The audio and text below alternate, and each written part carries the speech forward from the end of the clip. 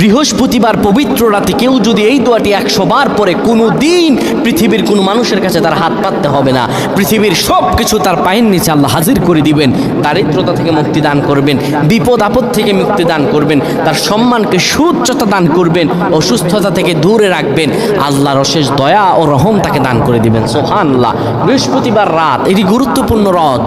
এই রাত সপ্তাহে একদিন আসে, আরবিতে রাত আগে আসে, দিন পরে আসে। সুতরাং বৃহস্পতিবারের যে দিন গিয়ে রাত, এটি বৃহস্পতিবার রাত নয়, এটি শুক্রবারের রাত, এটি জুমাবারের রাত, এটি দোয়া কবুলের রাত, আল্লাহর কাছাকাছি হওয়ার রাত। সুবহানাল্লাহ।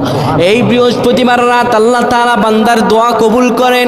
কেউ যদি বৃহস্পতিবার রাতে ঈশা নামাজের পরে পবিত্র হয়ে ইয়া হাইয়ু ইয়া হাইয়ু ইয়া হাইয়ু ইয়া রফিয়ু ইয়া রফিয়ু ইয়া রফিয়ু এই দোয়াগুলো পড়তে পারে 100 বার, আল্লাহ রাব্বুল আলামিন তার মর্যাদা বৃদ্ধি করে দিবেন, তার জীবনটাকে আমার আল্লাহ সুন্দরভাবে সাজিয়ে দিবেন, বিপদ আপদ বালা মুসিবতগুলো আমার রব্বুল আলামিন দূর করে দিবে।